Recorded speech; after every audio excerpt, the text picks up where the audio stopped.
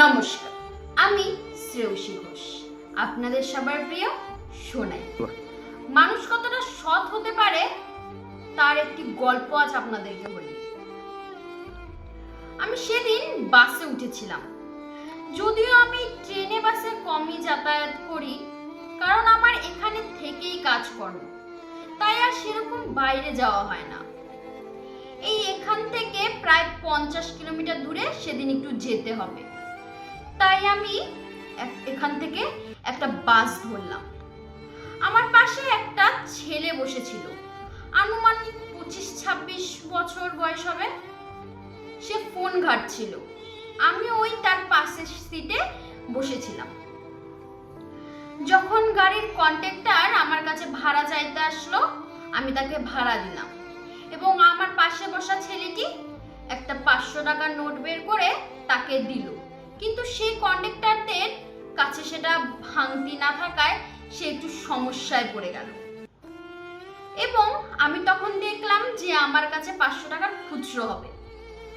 তখন আমি বললাম, হ্যাঁ হবে। আমি যদিও আমার অফিসের কাজে কিছু টাকা নিয়ে অন্য জায়গায় যাচ্ছিলাম। তখন সে দেখলো যে আমার ব্যাগে আমার কাছে অনেক টাকা আছে, এবং আমি কিছুক্ষণ পরে শুনলাম সে কাকে যেন ফোনে বলছিল যে আপনি মাত্র 10,000 টাকার জন্য আমার বোনের অ্যাডমিশনটা আটকায়েন না, আমি আপনাকে দিয়ে দেব।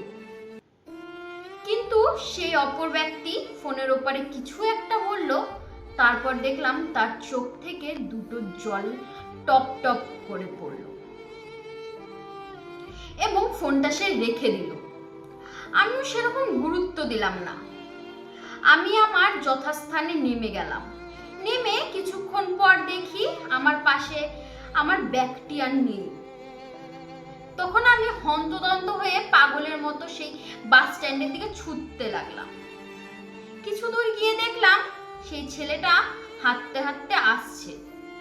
আমাকে দেখে বলল, দাঁড়ান, আমি শুনেছিলাম আপনি ফোনে বলছিলেন কাকে যে আপনি কোথায় নামবেন, তাই যখন দেখলাম আপনি আপনার ব্যাগটি ওখানেই ফেলে গেছেন, আমি আপনার ব্যাগ নিয়ে নামলাম, কিন্তু আপনাকে খুঁজে পেলাম না।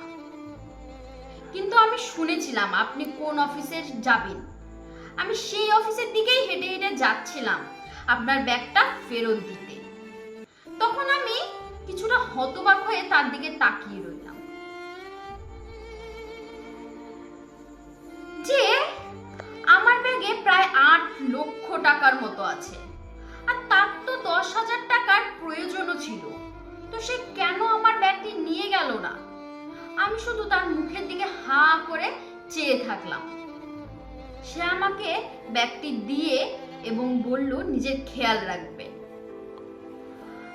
তখন আমি অনেক করেও তাকে তার সেই প্রয়োজনীয় 10,000 টাকাটা দিতে পারলাম না, যে আপনি এটা রাখুন, আমাকে পরে ফেরত দিয়ে দেবেন। সে কিছুতেই নিল না। তো সে সেখান থেকে একটা মুচকি হাসি দিয়ে চলে গেল। তখন ভাবলাম, হ্যাঁ, এই অসৎ পৃথিবীতে এখনো পর্যন্ত সৎ মানুষের বসবাস আছে। নমস্কার, ভালো থাকবেন, ভালো রাখবেন।